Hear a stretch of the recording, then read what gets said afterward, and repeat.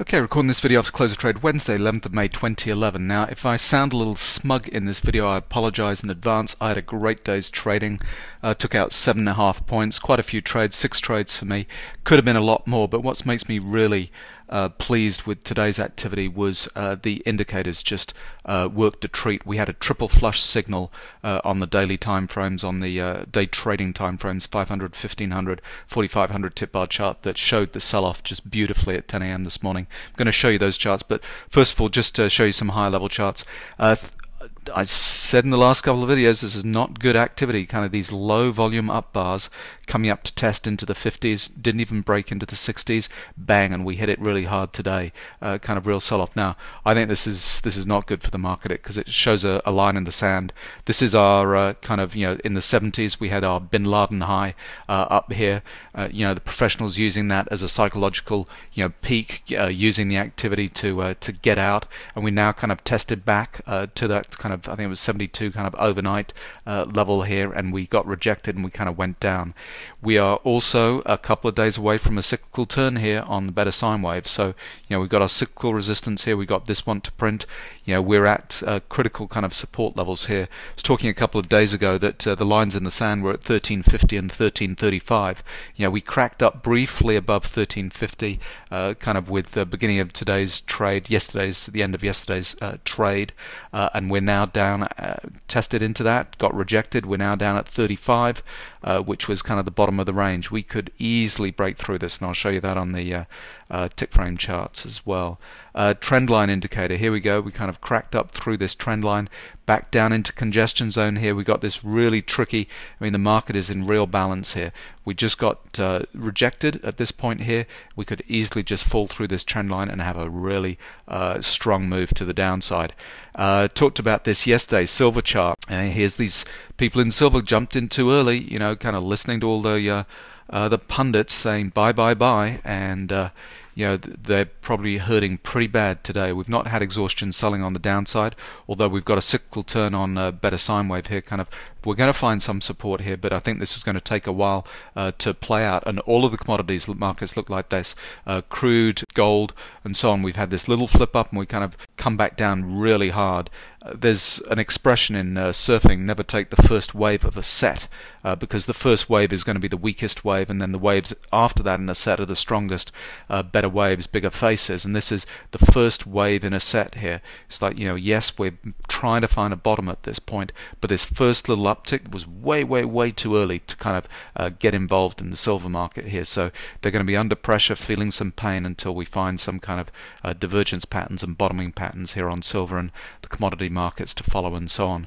Euros, similar type pattern. We had exhaustion selling over the last couple of days, but we're coming into a cyclical turn on euros, so again we'll need to find some support here. But in the meantime, the pressure is going to be on the downside as we kind of try and find this bottom in the market. 40,500 tip bar chart. Now with today's activity, we've had exhaustion selling at this point here, but and we're sitting at a cyclical resistance support point here. Couple of days, so yesterday's activity, we had stopping volume, profit taking, professional up bar right at the highs up here, sold off. Now we've had a professional bar kind of come in here towards the lows, but for this to hold, we've got to see some divergence patterns yet. Just like, yes, we've had this kind of almost double bottom with exhaustion selling, but now if I show you the 13,500 tip bar chart, we're well below cyclical support here. We've got a downtrend on our hands on this time frame, so this has to finish with a pullback and end of trend, and we've not even seen a pullback level on this first. And this was the extreme kind of selling that we had. A little bit of bullish divergence here, but with a pattern like this, we've got to see a flush signal next. So we're going to see more downside activity for sure on this, and we can see that in the overnight session starting to head down. Now, day trading time frames. Let me show you. This is the beauty setup that we got 10 a.m. this morning. 40,500 tip bar chart overnight, bang, end of trend warning signal, signals the high up here in the 50s. Now the beauty of this signal is, look at these. So we got the exhaustion buying yesterday, marking before the peak and end of trend. End of trend is very weak with bearish divergence here. When we get the exhaustion buying or selling activity prior to the end of trend peak, and then we get divergence or flush signals at the end of trend, we're not waiting for a second cyclical turn after end of trend. That's likely to be a high probability signal, and that signaled a high for the overnight session. excellent. The indicator just perfect there, and we came down, settled at cyclical support here, trying to find support, bullish divergence, but we'd not seen exhaustion selling on the downside to mirror this exhaustion buying yesterday. So we came here. Here's the beautiful signal, 10 a.m. We had this triple set up on flush signals on the 3 time frames. 10 a.m. flush signal. This buying activity was flushing out. The buyers just at this point gave way. Bang, huge move down. So it was a 15 plus point move down. It was excellent. I got on board at 47.50. Took my 4 at 43.50, but there was another 10 points in it. We went down to 33 down at the bottom down here. Now, do I care about that extra 10 points? I don't.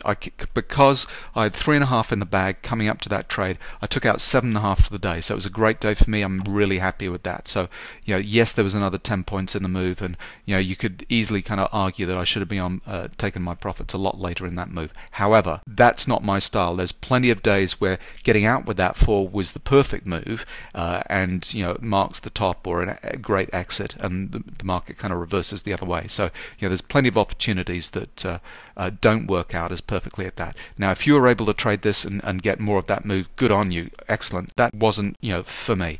That being said, what makes me really happy though is the way the indicators are working, the way the indicators are showing these kind of setups at this midday point. Is a flush signal on the 45, and that was the time to get in and get on board this move. I saw it kind of setting up, took the trade, take my profit. So I'm happy with that.